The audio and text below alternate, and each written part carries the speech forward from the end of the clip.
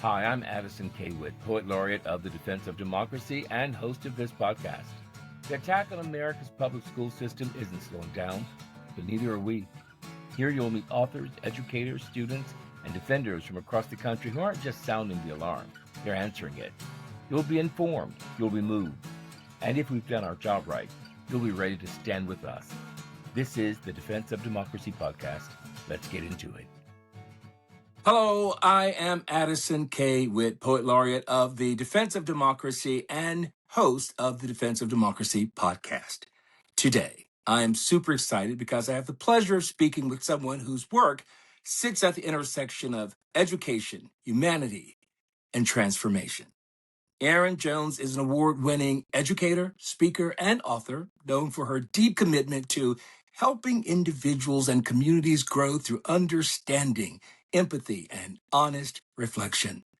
Through her work, whether in classrooms, on stages, or through her writing, she challenges us to look beyond systems and into the human experience itself. Erin, it is a pleasure indeed to have you here. Welcome to the conversation. Thank you so much. It's an honor to be here today. Fantastic. Okay, so let's get into it a little bit. We'll talk a little bit about your book, but before we do, you have such a variegated background, an interesting background. So I'd love to hear more about you and your background, and how did you come to the position that you're now in? Yeah, my story is a unique one. I think everyone has a unique story, but mine is wildly unique in that I was the product of an affair between a Black man and a white woman in 1970. Just after the Loving decision was passed, um, it still was unacceptable for Black and white to be together, and that affair took place in Minnesota, of all places. And my mother was given an ultimatum by her husband, either the baby or me, and she chose him, and she left me in a hospital in St. Paul, Minnesota. And I have never met my parents. I know that my biological mother is white. I know that my father's name was Negro. That's what I know about him. That's the name that I have for him. I believe he was 60 years old and she was 20 when I was born. And that is really the little that I know about them. I started my life in foster care, but was really fortunate. I was one of the few Black kids to be fortunate enough to be adopted out pretty quickly. At 3 months old, I was adopted by a white couple from northern Minnesota. They were teachers by trade from tiny towns in northern Minnesota in the Iron Range. They knew nothing about Black people, had never actually personally met Black people before, but they knew they wanted to adopt a baby that wasn't going to be adopted. And they learned quickly that Black babies were not a favorite in the early 70s. And so my parents, I think to the chagrin of their families at first, adopted a Black baby. And although most of my family was pretty excited, most of their families, they were not all so excited about having a Black baby in the family. And it took a lot of work, I think, for the family and for the community to understand why my parents would choose that. Our little town that we lived in where my father taught was a place called Stillwater, Minnesota. It's right on the border of Wisconsin. And when people ask, when did you realize you were brown and your parents were white? I tell people I remember the day. I was 4 years old. I was going to my very first preschool birthday party. My friend was turning 5. And for some reason, after all of our days playing together, she put her hand next to mine and she said, "Erin, how come you're so dirty? Why doesn't your mother ever give you a bath?" And I tell people, I do school assemblies all the time, and high school kids and middle school kids will just gasp. You can hear the whole gym will just, and then I say, but I was the only brown person in Stillwater, Minnesota. And so that little girl, there's a difference between racism and ignorance. That little girl just didn't know any better, but neither did I. And I remember running to her bathroom as a 4-year-old kid to try to wash the brown. Maybe my parents had been using different soap on them, and Melanie's been using different soap. Maybe if I just use her soap. And I remember trying to wash the brown off my skin. And that was the first moment I realized we're different colors. And then about just months later, my father came home from teaching and he let us know that we were going to move to The Hague, the Netherlands. He had applied to teach overseas. And ironically, under the circumstances today, his first job offer was actually the American School of Tehran in 1976. So that would have been Iran before before the terror activities and the all that happened at the American Embassy. But my father had one question for the superintendent when he was offered a job. And that question was, I have Black children. How do you think your community in Tehran is going to deal with my Black children? Now, a lot of Americans don't realize that, we've been in Iran for a long time with oil as Americans, and usually it's people from the South. And my dad knew this may not be the best place for me to have Black children. And the superintendent did not have an answer. And so my dad did not take that job. He took the next job he was offered at the American School of The Hague.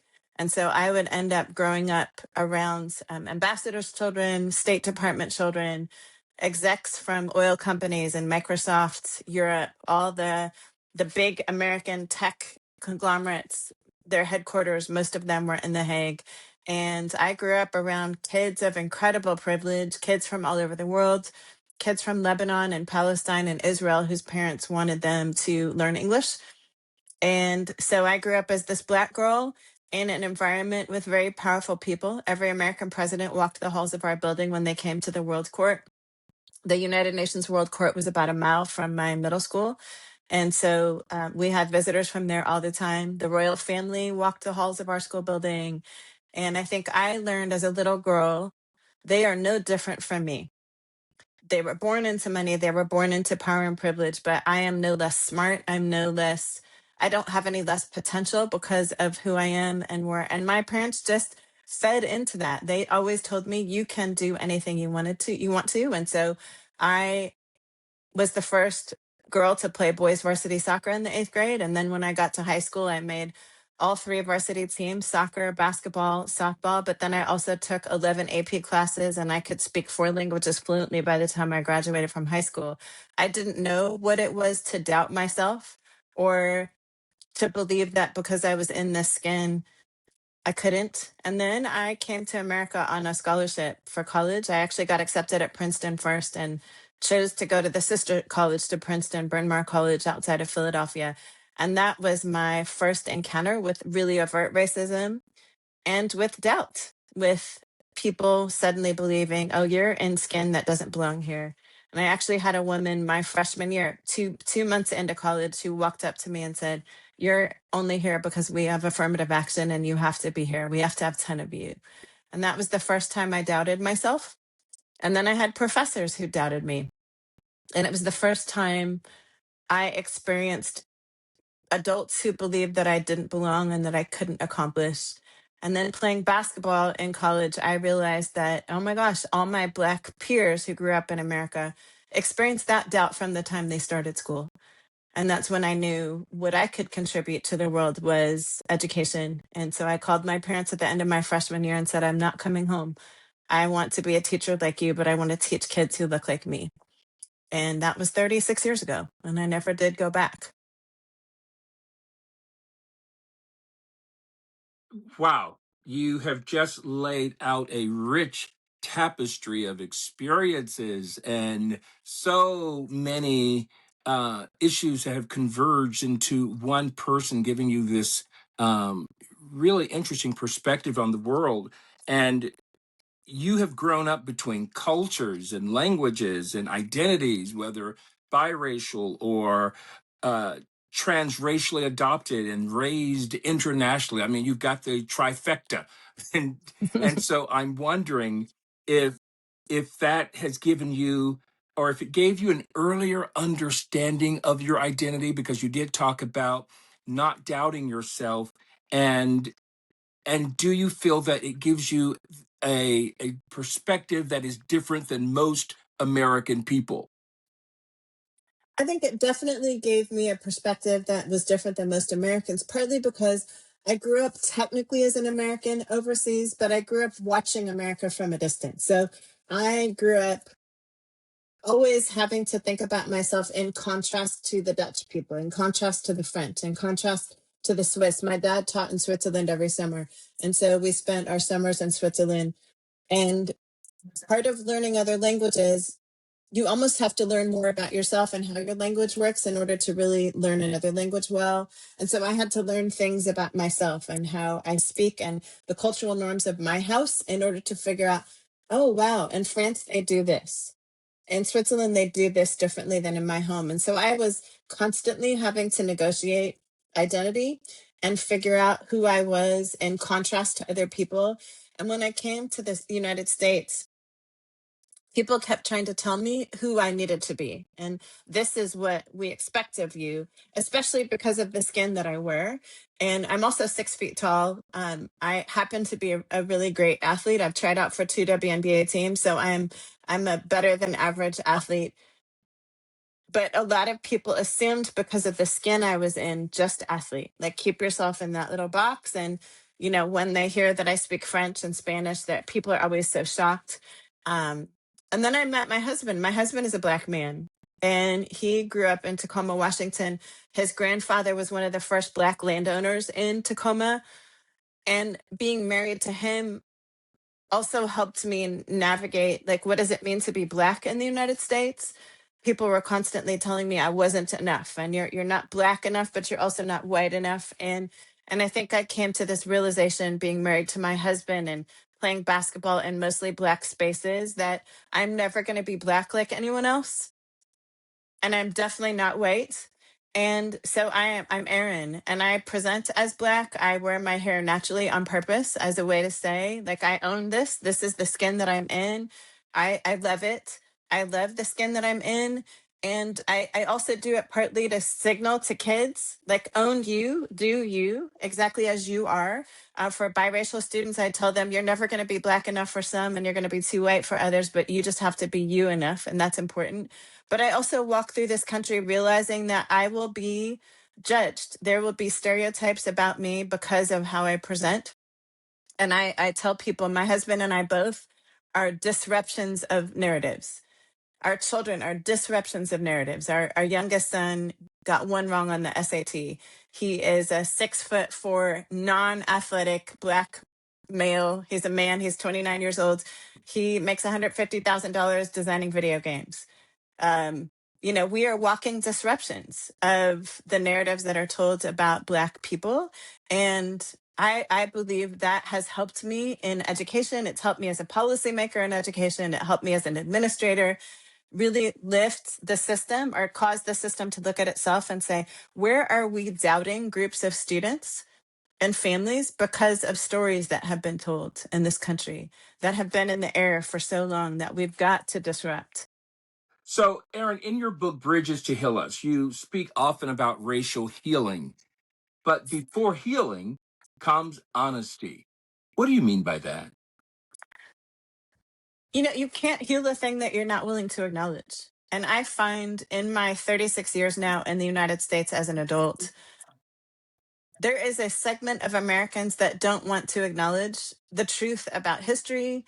They don't want to acknowledge that there continues to be harm now. So we may not officially redline today, but we're still redlining today in lots of different ways.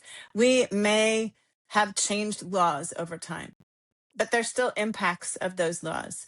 And so if we're not willing to acknowledge the truth, we can't heal. It's like saying, you have a scratch on your hand and not acknowledging it and just putting a Band-Aid over it, and that scratch gets infected, and you just put a prettier Band-Aid over it without looking. You have to look at, oh my gosh, that scratch is infected now. I actually need to pour some bacitracin on it. But we continue to put prettier bandages over festering wounds.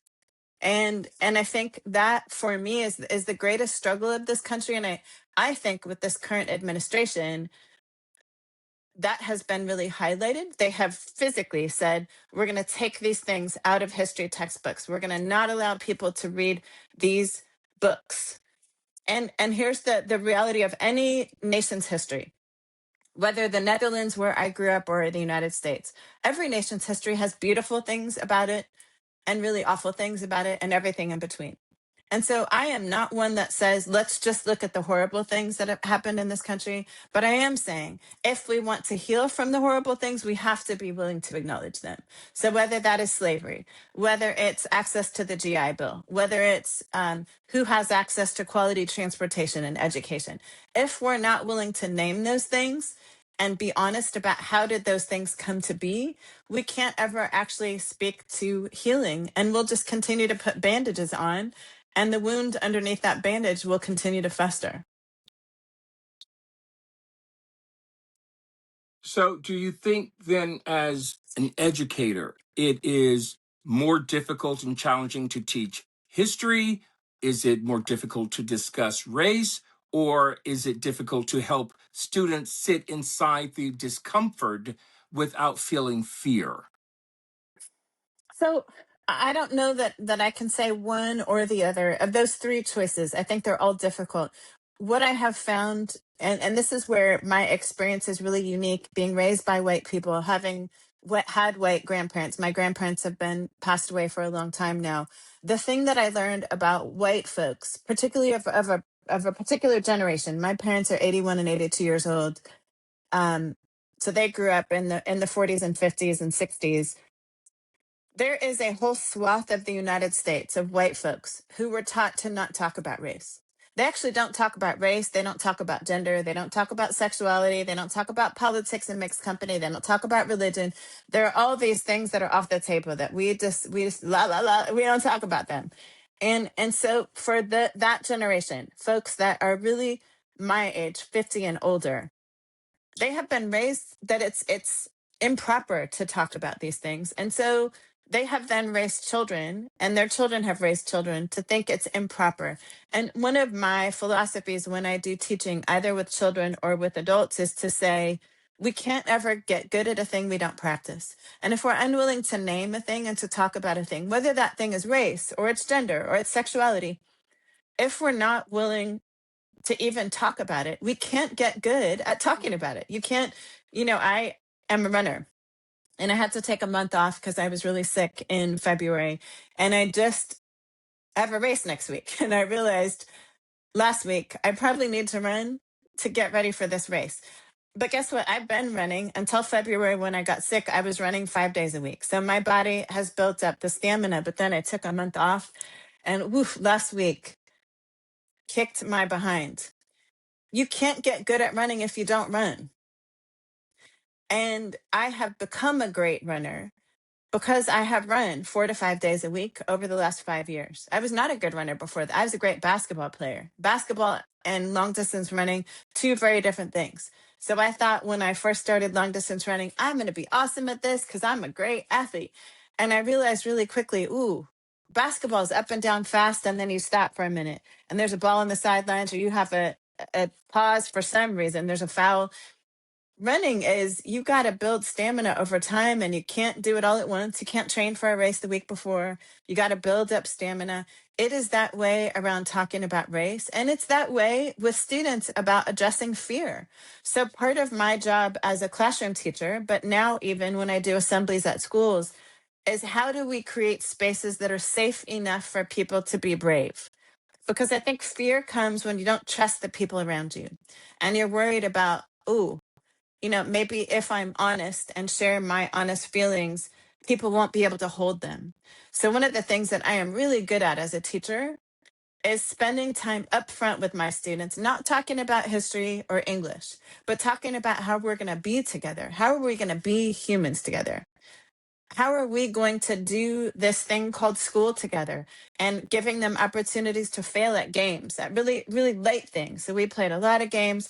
We did a lot of interactive activities where students got to know each other. By the second month of school, my students were willing to have really hard conversations, but only because I created a space, a soft landing for them. So when they did say something that was offensive and realized it, oh my gosh, Miss Jones, I'm really sorry. But I think too often we want to jump into the conversations about race right away, when, whether it's an office space, it's politicians, it's a school space, people don't feel safe enough around each other yet to have those conversations. And I think that is what I want to offer the world, is really some strategies for how do you create spaces for folks to have the hard conversations that need to happen. I really appreciate this part of the conversation, because I think we realize, whether it is your personal family, your relationship with your spouse, your relationship between parent and child, even in the workforce, we have to have honesty. We have to have real conversations. And that's how we get to healing. That's how we get to unification, or at least on the same page. so that Yeah. we can identify what our issues are or concerned or even what we appreciate. And then we move forward from there. So I really love that. With that being said, and having more than 30 years in the classroom, what would you say that schools are quietly revealing that most adults are not aware of? What are young people saying in school today that we are not really appreciating or understand? So I would say if we were having this conversation 7 years ago, it would be a very different conversation. Pre-pandemic, there'd be a very different conversation that I would be having with you about what students are saying than right now. Our young people have transformed in significant ways because of the pandemic, because they were on technology, because they were not in person. There is something powerful that happens when young people are socializing together face to face, when their bodies are next to each other and they have to wrestle with ideas together face to face in a classroom where you can see a whole body, you can see how people are responding. When we spent a year and for some places a year and a half on technology, and students sometimes in my husband's classroom didn't even turn their tech on. So he was literally teaching high school students to a black screen.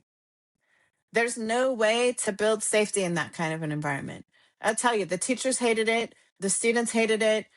And then what I've seen since in the last 5 years or so, so for our students who are in high school now, they were in upper elementary school at that time at a really crucial time where when you're in third and fourth grade, you're figuring out your identity.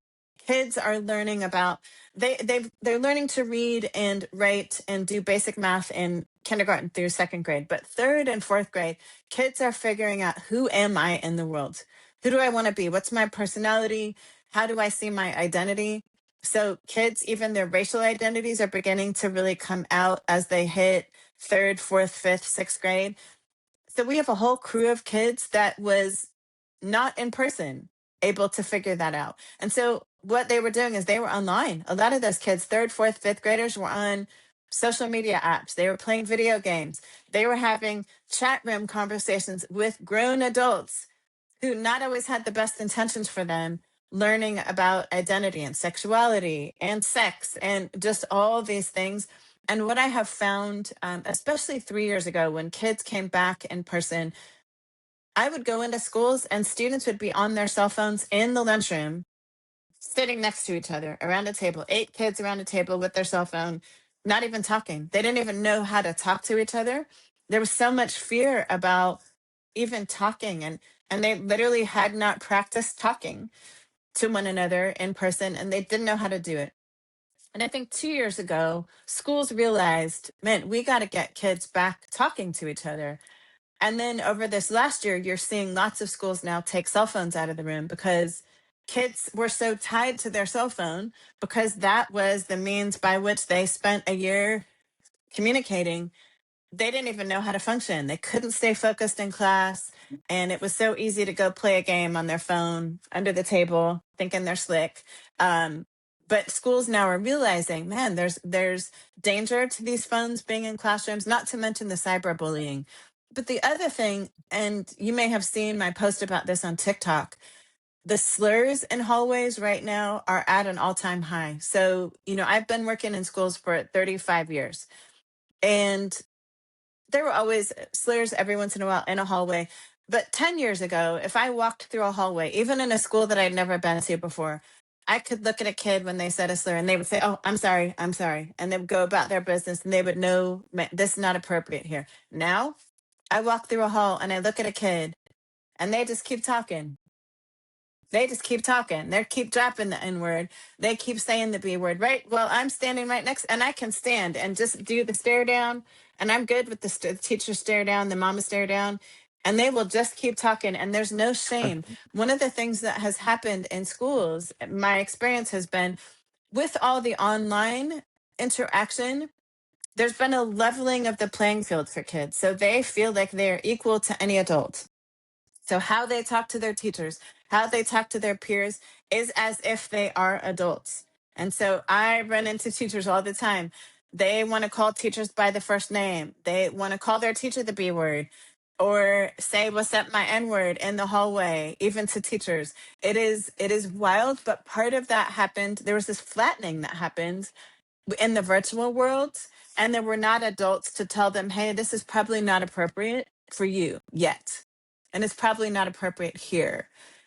And so we're seeing a lot of slurs just being slung around in hallways and not necessarily targeted all the time, but just students using whatever they're hearing in the music. I can't tell you the number of basketball practices or football practices I've been to where the music they're playing in the background has the N word in it and the B word. And I'm just like, what is happening here? This is a school space. This is not creating a safe environment for everyone. So this is something that schools are having to negotiate right now, and parents. I have many friends who themselves are educators, and I've heard some of what you're saying from them as well. And I'm just wondering, from your point of view, how do we combat that? Because it is in our music, it is in our culture, it is in our entertainment. It's also represented in the leadership that we have.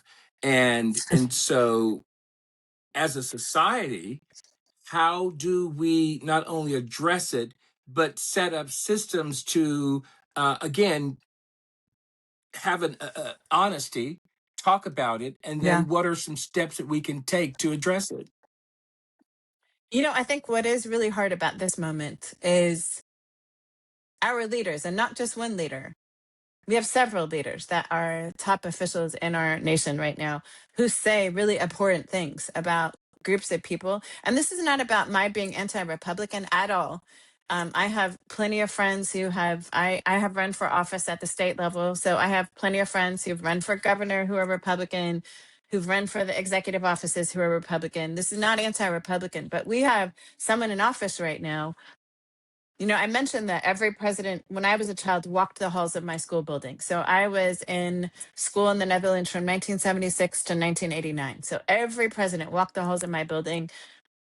I have never heard a president or another world leader. I got to meet Anwar Sadat's wife when I was in fourth grade. I've been around some pretty powerful people. I've never heard another world leader speak in the way that this current administration speaks about whole groups of people. And this is the thing I have talked with teachers about. It is really hard to have higher expectations for children than we have for our leadership. So that makes this conversation very difficult. That we are seeing someone on social media say really abhorrent things about whole groups of people. And the group of people changes all the time, whether it's Haitians or Somali people or people with disabilities. I mean, the target changes all the time. And it is really hard. And I will continue to hold a high expectation for our children. I will continue.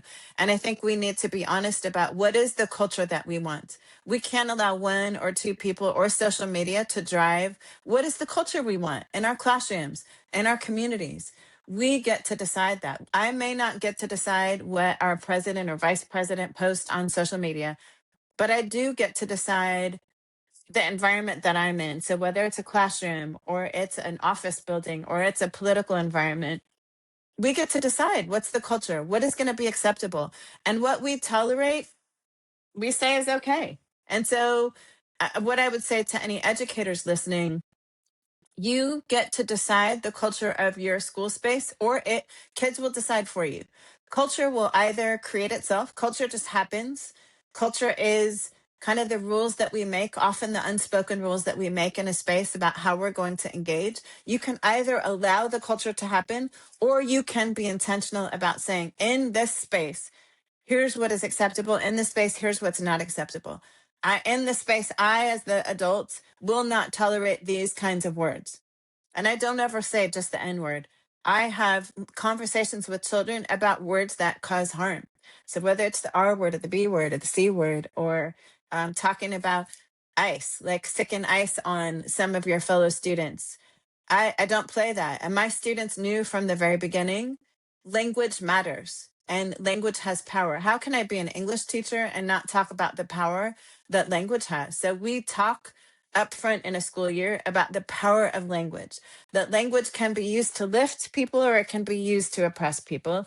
And we get to choose the kind of language we use. And in my classroom and in the hallways, because I was the teacher that was always in the hallway, here's what I will tolerate and here's what I won't tolerate. And I was very clear about that. And we actually brought lyrics into my classroom and we talked through lyrics and we talked about, okay, this may be a lyric in a song, but why is this particular lyric inappropriate in a school space? And so often what I recommend to teachers is if you're a high school teacher, there's a possibility there may be a 13-year-old in your classroom. When we think about the content of lyrics or the content of film, what is appropriate for your youngest student that could be in your classroom? Then I need you to have a conversation about then what's appropriate to be said in the classroom and in hallways. And high schools have 13-year-olds. They may also have 19-year-olds. But my standard is the 13-year-old. What is the most safe for that 13-year-old child in my school? Then we need to have conversations about what language would be appropriate in a PG-13 movie. And that's kind of a simple way to think about language.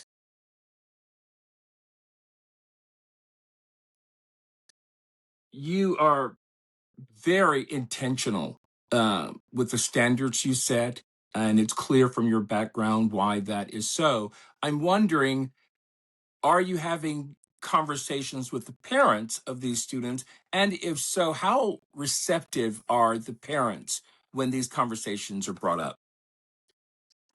So my preference when a school calls me and they've had an issue with a slur, often I get called when a slur has been used and it's made the news. And then a school will call me.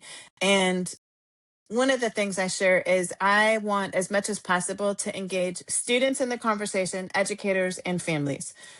And so I've done a number of town halls with parents, or I call them listening sessions, where I bring students in and we sit in small groups and literally have listening sessions. So parents of targeted students and parents of students who have used slurs get to hear first person stories of students and how students are being impacted. For the most part, there's always the outlier, but for the most part, parents are transformed when they hear real stories about how words are impacting their children. And when the students who've been targeted, when their families hear, wait, somebody's willing to listen to us, with the principals here just willing to listen, not to give us advice, but just to listen. There's something that happens when parents feel empowered and we hear them. And we hear the stories of their children and we hear their stories. There's something really powerful that happens. There are always those outliers of parents of children using awful language who will say, well, we use that at home and my kid can use but those are the outliers. Those are the outliers, and we can't allow the outliers to drive culture. We can't allow those outliers to be the drivers. And I would say that for us as a broader American culture too, we can't allow, even if it is leadership, we can't allow this small percentage of people to drive our culture, to drive what it means to be American. I think we have to take the reins and be intentional in the environments that we are each in. If each of us were to be intentional in the environments we're in, imagine. But I think too often it feels so big and scary. We've got very powerful people with lots of money and lots of bandwidth on social media, and it feels like there are more of them. But I travel all the time. There are more of us who want something better, who want something braver, who want something kinder. And I think we just have to be more intentional in the spaces we get to be in. I want to go back to your election. You mentioned earlier the statewide election, I believe, which was for the superintendent. And you lost by, you said, less than 1%. What did that teach you about how close America comes to choosing a very different path?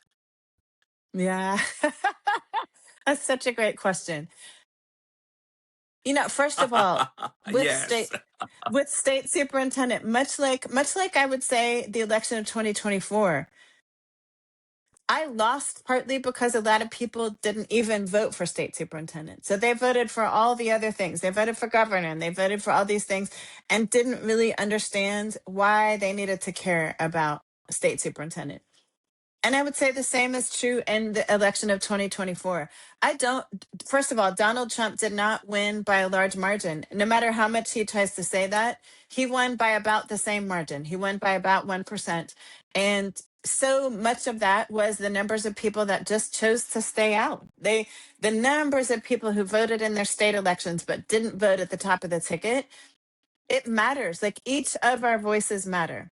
And so one of the things that I have said to lots of people is your vote matters. So don't think because you're just one vote. Imagine if every person who thought that way actually voted, what a different future we could have.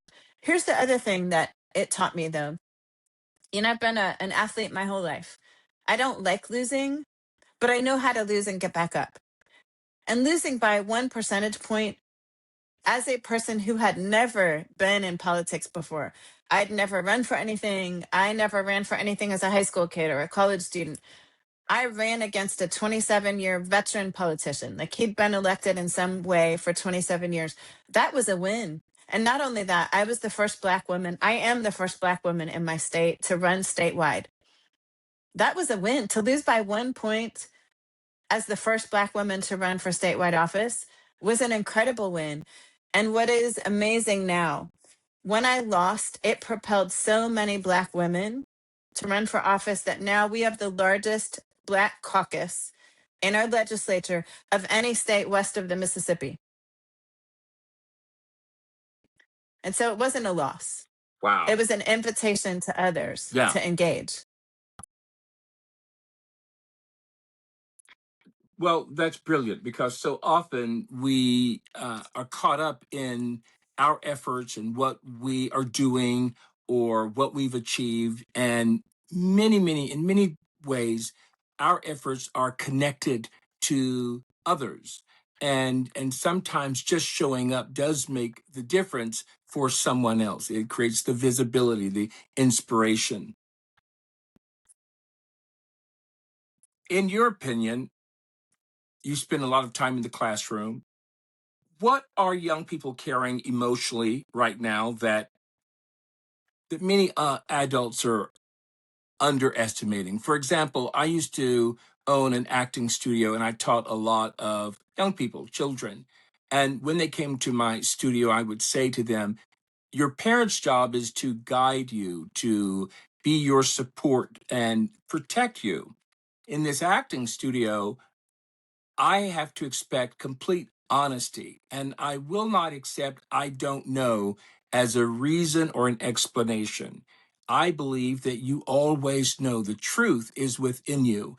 And in this class, I want you to always feel safe enough to speak the truth. And I had an incredible group of actors who've gone on to do incredible things in the country and in the world, but it was the expectation, it was honesty, and it was an interesting perspective for me because those kids said amazing things and had incredible minds.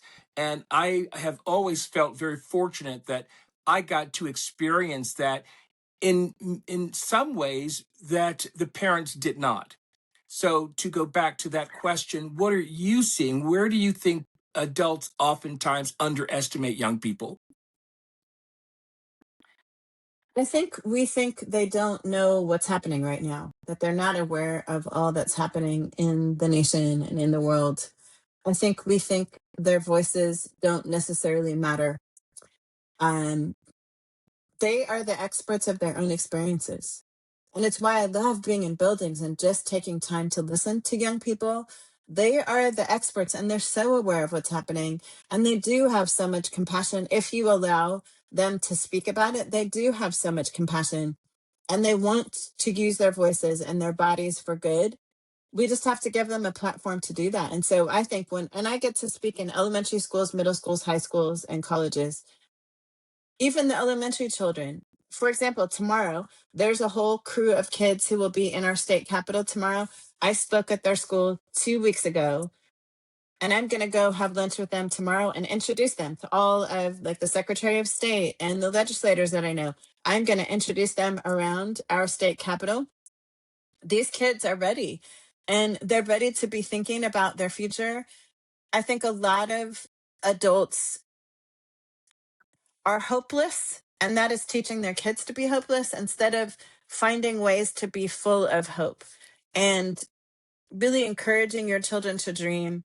You know, one of the things that I'm most proud of, my husband and I, we have three children. Two are our biological children, and one of them is adopted.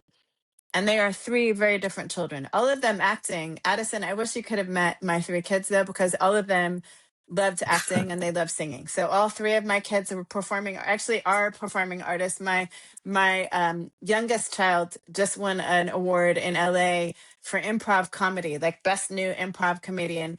But they all loved acting, and there's something about acting that does, like, to be effective, you have to be really honest and you have to pull from that deep place inside of you. But one of the things that my husband and I think did really well with our kids is when they showed us a glimmer of interest in something, we poured into that. We didn't say you have to be like us. So my husband and I both played college sports. He was a college football player. I played soccer and basketball. Only one of our children was interested in sports. And even though our youngest child is our biggest, he looks like he should be a football player, a basketball player. We knew early this kid does, that's not his interest, and so we poured into him around science and math, and he became a video game guy. But theater, we poured into them. We poured into our daughter around acting. She did the August Wilson competition and came in second place and got to go to New York and perform off Broadway. And we really invested and poured into her. Our oldest son loves football, and he played football, and he always said, I want to coach with my dad. He's now 31 years old in his fourth year of coaching at the high school with his dad. I think what I would say to any parents is your kids all have interests, but they're afraid to share their interests with you if their interests are different than yours, because they often get the message that, oh, you want to act? There's no life in that. Oh, you know what? You should be a doctor because that makes more money.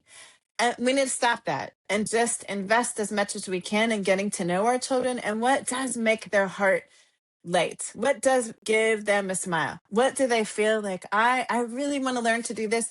Invest whatever you can, and if you don't have money, find someone in your community that your kid could just hang out with. Like, if your kid wants to design video games, find a video game designer and connect them and get them on a Zoom call. I think too often parents want or expect their kids to just be replicas of them, and sometimes they're just not. And the best thing we can do is to nurture that talent, that interest that's in them. And when they know there are champions, their parents are their champions, they will show up in other ways in school and in other environments when they know, man, my mom's going to champion me, whatever I do.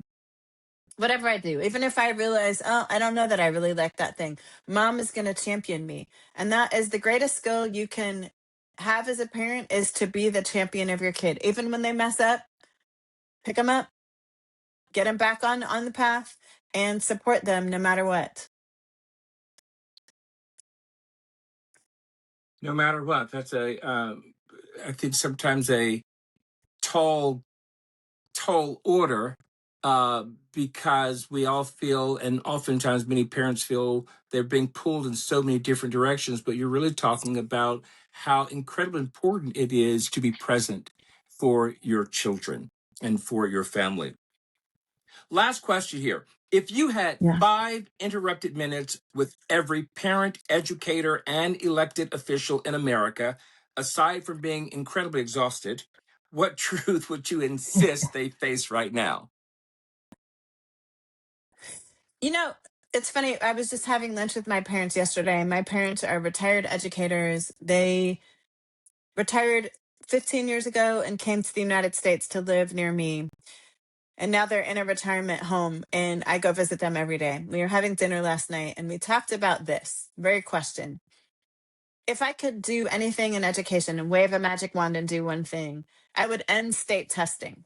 And that may not sound like a big deal, but I think what has happened in my last 25 years in the United States is we have placed so much emphasis on passing a state test that we've gotten away from learning and teaching kids to really love learning. I want kids to love learning, and I want them to be able to apply that to English and math and science and history and arts, all the arts. But I think this focus on state testing, and there's so many states where teachers get paid based on how their children test. Here's what I know about state testing, and I can say this as someone who has taught from Philadelphia to South Bend, Indiana, to Columbus, Ohio, to Tacoma, Washington, Spokane. I have spent, with the exception of one school, I spent my entire career working in the poorest schools in our nation. But I have now, as a former administrator, worked with the richest schools in our state. Testing tells you who has access to resources. That's all it tells you. It doesn't tell you who the smartest kids are. It doesn't tell you who the best teachers are. And I'll just give you an example. So my first full-time teaching job was at a school called Stanley Clark School. There's a young man who attended there that you all will know. Everybody who's watching this will know. His name is Pete Buttigieg.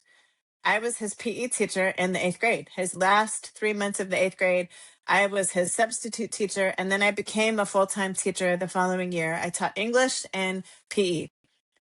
All of those kids, it was a private school. It's the only time I ever taught private school. All of those kids had very wealthy parents.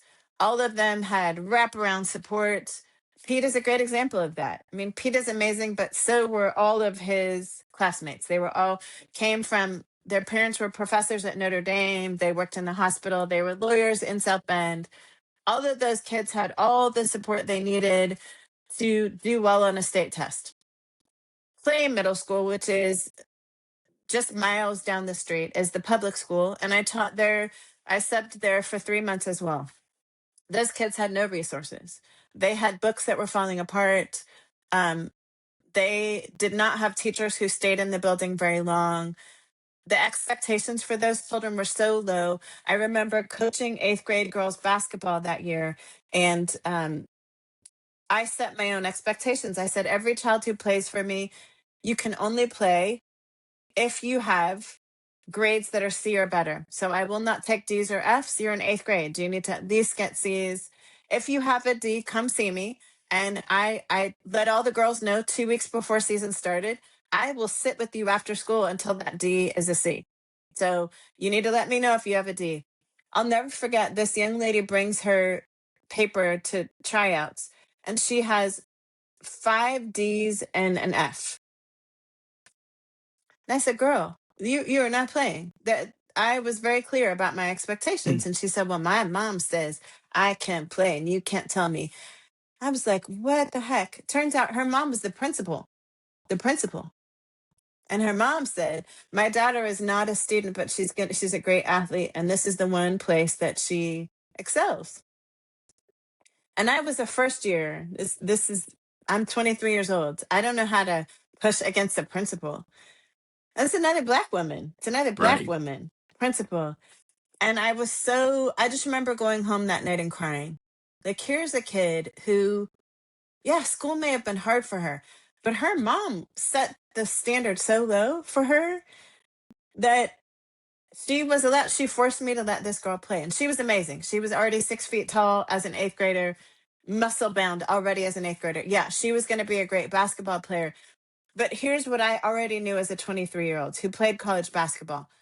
This girl did end up going and playing in the WNBA. I don't know how many years she played, but she did get to play in the WNBA. But here's what I know, especially for women.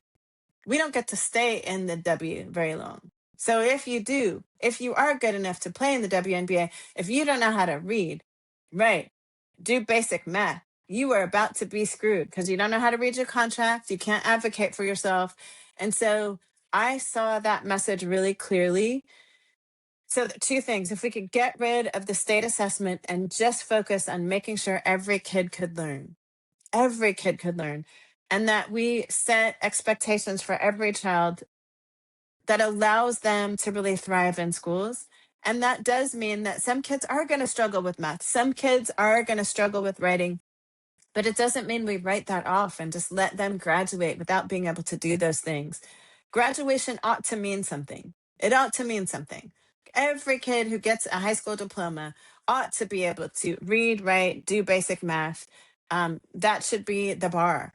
And I love the arts as a way to get to that. So I am somebody who absolutely believes that theater and painting and all of the arts can help us get students to that. So I'm not a believer that kids should just be in math classes and science classes and history classes.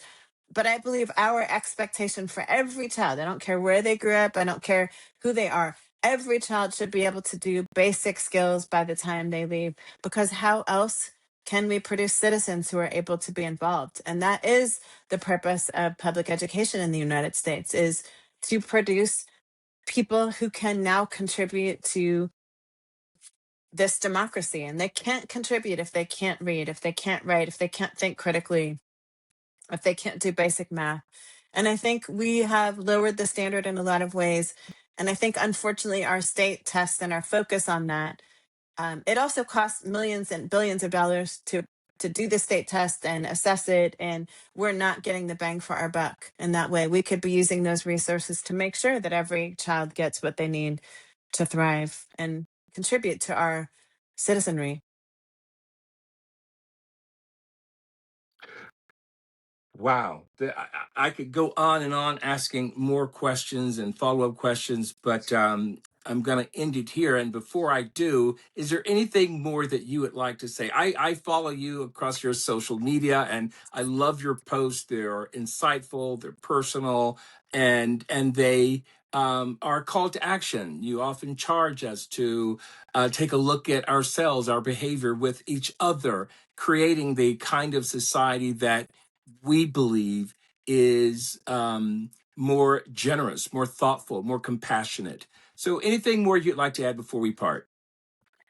Yeah, I would say something that I have felt really for the last 10 years now.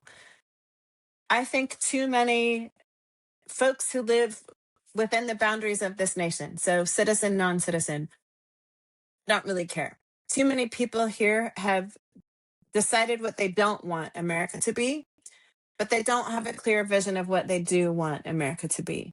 And my charge for all of us is to love this country, is to also have a grander vision for this country, and to not allow other people to steal your dreams for this nation, to not allow what is currently to be what has to be for the rest of our nation. We get to dream the nation that we want.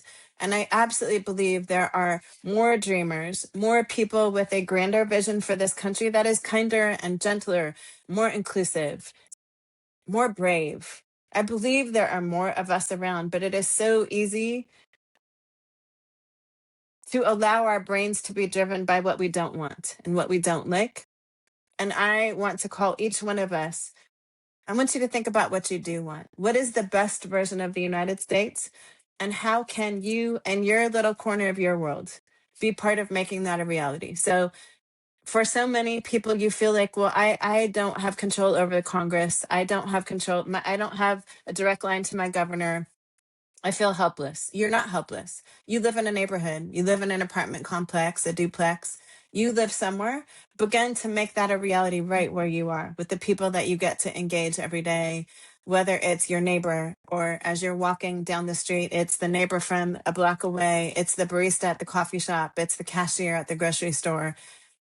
We get to embody what we want this America to be. And I think people need to realize that just like their votes matter, their actions and their words matter every single day.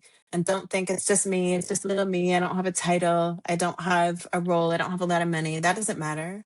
What makes America great is the diversity that's all around us.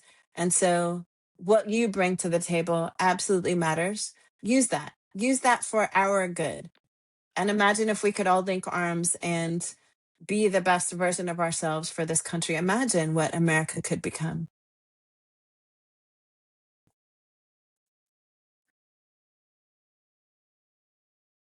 If we could only imagine. Erin, this has been an enjoyable, powerful, thoughtful conversation. I really want to thank you for the work that you do and the clarity that you have brought to some of these very important issues. For everyone listening, this is exactly why these conversations matter, not just to inform us, but really to help us understand each other more deeply and to move forward with greater intention. Remember, let's stay engaged, stay curious, and I will see you the next time. Let me introduce you to an organization called Defense of Democracy. We're a New York-based nonprofit with chapters across the United States. Our mission is to empower pro-democracy movements at a local level with the goal of protecting the Constitution and other foundational American documents. We have a coalition of like-minded organizations, including faith leaders, veterans, and students, and we work to promote democracy, stand up for inclusivity, and fight censorship and book bans in our libraries and education system.